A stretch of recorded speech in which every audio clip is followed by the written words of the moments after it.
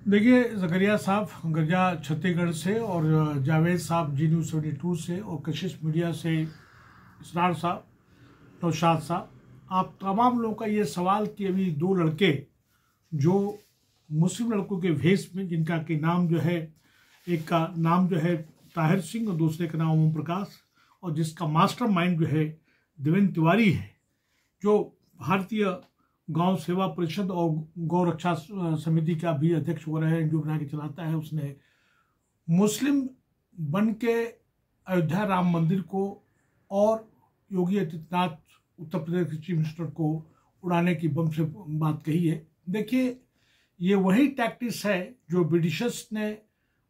हम लोगों को आज़ाद करने कराने से पहले हिंदू मुस्लिम को इस्तेमाल करते थे। ब्रिटिशर्स का जो है एक क्लब कल्चर होता था, वहाँ पे तमाम जो हमारे भारतीय होते थे काम करने वाले, उनके ऑर्डरली के तौर पे या उनके नौकर चाकर रूप में उनको वो भड़काते थे। वो हिंदुओं को मुसलमानों के मस्जिदों में सूअर का मांस, उसी तरह गाय का मांस से जो है मंदिरों में ये फेंकवाते थे। आज यही टैक्टिस ये सब हो रहा है, और ये ऐसा नहीं है कि ये किसी को मालूम नहीं है। इनके पीछे जो है असामाजिक तत्व तो कह लीजिए, या हम ये कहें कि anti social, anti national elements नहीं है, बल्कि ये सोची समझी जो है हाइपर हिंदुत्व कह लीजिए या हाइपर नेशनलिज्म कर लीजिए, ये उस तरह की आइडियोलॉजी यहाँ पे काम कर रही है। जो मनवादी पूजवादी जो ताकतें हैं जो काम कर रही हैं, ये वो लोग ये कर रहे हैं।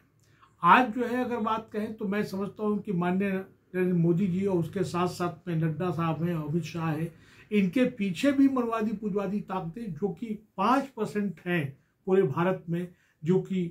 क्लासलेस और कास्टलेस सोसाइटी की बात नहीं करते हैं, और जो एक विचारधारा को ये परपेचुएट करने के लिए करकरा रहे हैं।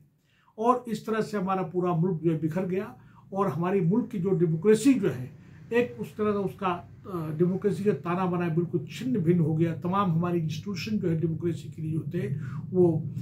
कहीं पे भी इफेक्टिवली काम नहीं कर रहे हैं। लगता है कि रूल ऑफ लॉ या ड्यू प्रोसेस ऑफ लॉ नाम की कोई चीज़ नहीं है, और ये अगर इस तरह से हुआ तो बहुत बड़ा मुल्क के लिए मैं समझता हूँ कि खतरा है। मेन जो इश्यूज़ है उस पर कोई बात नहीं का, हर चीज़ में हिंदू मुस्लिम और उसके साथ साथ में मंदिर मस्जिद, उसके साथ साथ में पाकिस्तान आना, लेकिन उसके साथ साथ में हमारी नेबरिंग कंट्री जो है चाइना नहीं दिखाई देता है, हमारी फॉरेन पॉलिसी इनको नहीं दिखाई देती है। हमारी पर कैपिटा 10 ट्रिलियन हमारी जीडीपी की बात हो रही है, लेकिन पर कैपिटा इनकम की कोई बात नहीं करता कि हमको हर एक इंडिविजुअल के रोजगार कितना मिला, और रोजगार के साथ साथ में हमारी हेल्थ की कंडीशन क्या है, हमारी एजुकेशन की कंडीशन क्या है, महंगाई की क्या पोजीशन है, यह तमाम चीज़ें हैं। दूसरा सवाल कि आप लोगों का कहना कि इस तरह के हरकतें पूर्व में हो चुकी है और सरकार इस पे, भाई ये बात तो बिल्कुल सही कह रहे हैं। लगातार जो है हरिजनों पे, आदिवासियों पे, यहाँ तक कि मध्य प्रदेश से लेकर और गुजरात से लेकर इवन उत्तर प्रदेश पे देखा जाए तो जिस तरह के जुल्म जाति होते हैं, यहाँ पे तक कि उनको ऊपर पेशाब करने की घटनाएं हुई हैं, उनके साथ जो है मैला खिलाने की बात हुई है, उनको नंगा करके पीटने की बात हुई है। और यही नहीं, अभी हाल ही में आप देखिए कि बेचू की एक स्टूडेंट महिला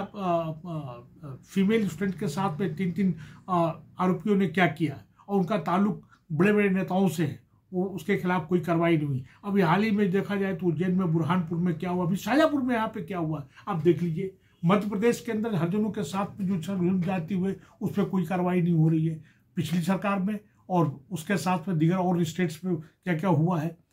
ये हमेशा से मैं समझता हूँ कि मर्यादा पुरुषोत्तम राम, जिनको हम इमाम हिंद कहते हैं, पूरे भारत की ही नहीं पूरी दुनिया के भगवान है, राम है। सब कुछ जिसको आस्था है उनको सल्यूट करता है, उनको रिस्पेक्ट करता है। थोपने की बात नहीं होनी चाहिए, और हर एक जो भी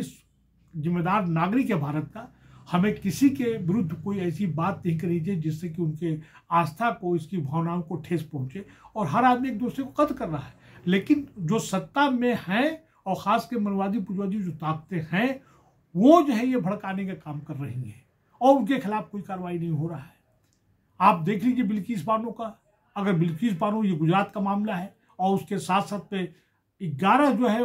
मुलजिमों को किस तरह सरकार ने कानून को डिस्टॉर्ट करके उनको छुड़ाने की बात कही, और उनको बचाने वाली 3 महिलाएं हैं, उनका कहीं गोदी मीडिया ने या मीडिया ने उनको हाईलाइट नहीं किया। इस तरह से कैसे हो सकता है? आप